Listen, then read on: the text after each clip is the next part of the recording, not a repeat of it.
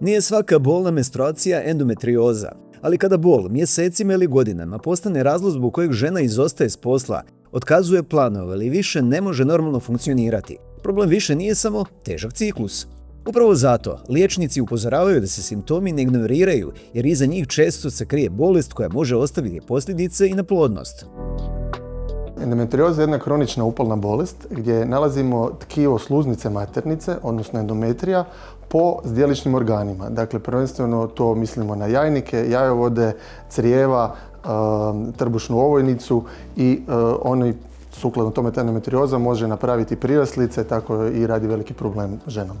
Do dijagnoze mnoge žene dolaze tek nakon dugotrajnog traženja uzroka. Dio njih prvo završi kod gastroenterologa zbog probavnih tegoba. Neke misle da imaju urološki problem, a dio jednostavno godinama pije analgetike, vjerujući da su jaki bolovi sastavni dio menstruacije. Kod endometrioze simptomi često izgledaju nepovezano, zbog čega bolest dugo ostaje skrivena. Prije svega to su bolne menstruacije, što ne znači da svaka žena koja ima bolnu menstruaciju nužno ima endometriozu, ali svako može biti jedan od simptoma. Potom to su bolni odnosi, problemi kod pražnjenja stolice i bolovi ili nekakva kronična zdjelična bol koja ne mora imati jasan uzrok, odnosno etiologiju. Najčešće, upravo kvaliteta života prva ozbiljno strada. Kod nekih žena bol postaje toliko jaka da više ne mogu normalno sjediti, hodati ili obavljati svakodnevne aktivnosti bez terapije protiv bolova. Pa nijedna bol se ne bi trebala smatrati normalnom, a svakako ako bol povezana s endometriozom utječe na kvalitetu života u smislu svakodnevnih aktivnosti, radnih aktivnosti, uživanja u spolnom životu, svakako treba potražiti pomoć. Kod dijela žena pravi alarm upali se tek kada pokušavaju zatrudnjeti. Tada pretrage pokažu ciste na jajnicima, priraslice ili promjene na jajovodima koje su nastajale godinama bez jasnih upozorenja. Upravo zato endometrioza danas spada među češće uzroke problema s plodnošću.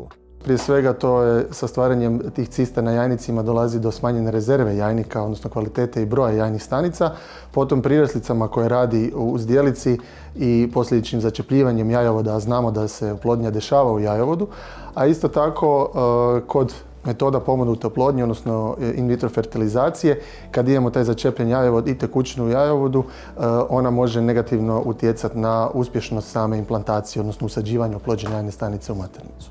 Procjenjuje se da endometriozu ima oko 10% žena reproduktivne dobi, no među ženama koje se liječe zbog neplodnosti, ta je brojka višestruko veća. Podaci na razini EU govore da u općoj populaciji reproduktivnoj žena endometrioza je prisutna otprilike oko 10%, međutim kod žena koje se bore sa neplodnošću taj postotak raste sve do 25%.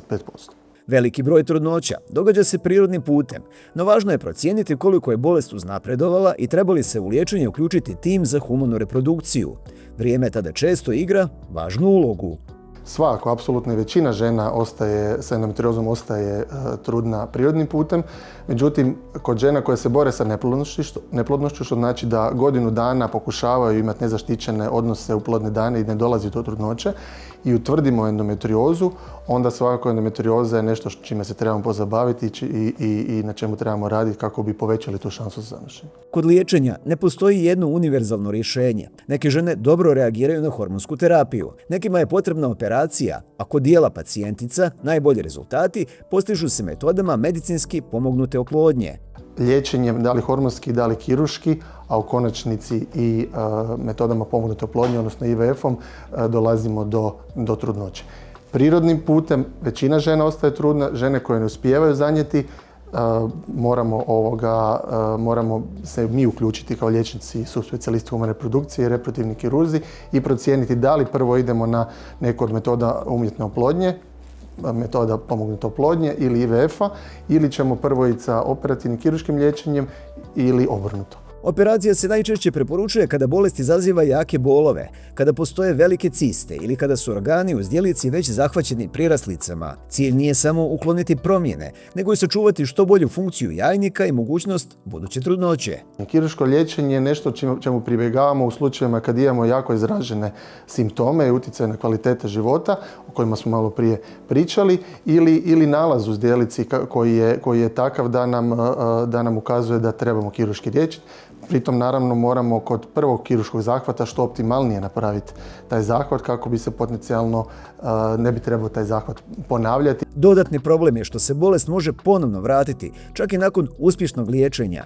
Endometrioza je nažalost jedna podmukla bolest koja ima tendenciju vraćanja, tako da prije svega moramo sagledati ženu i u kojoj fazi života. Ako je u fazi života gdje želi zanijeti, pokušavamo je naravno motivirati da spontano zanese, međutim ako do tog znači ne dolazi, treba potražiti pomoć subspecijalista humane reprodukcije. Osim fizičkih simptoma, dugotrajna borba s endometriozom kod mnogih žena ostavlja i emocionalne posljedice. Godine boli, neizvjesnosti, ponavljanja terapija i straha od neplodnosti često dovode do iscrpljenosti, anksioznosti. Žene psihički dosta teško podnose endometriozu, pogotovo ako se dugo i kronično s njome bore, što je često slučaj kada možda ne potraže uvijek pomoć adekvatnog stručnjaka.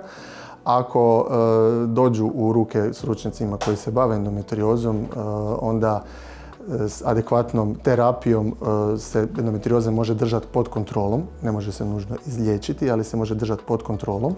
A u slučaju da ta terapija nije adekvatna i dovoljna, svakako se može potražiti psihološka pomoć. Upravo zato liječnici upozoravaju da dugotrajna bol, problemi koji se ponavljaju i simptomi koji remete kvalitetu života nisu nešto što treba ignorirati, nego razlog za pravodobni pregled i liječenje.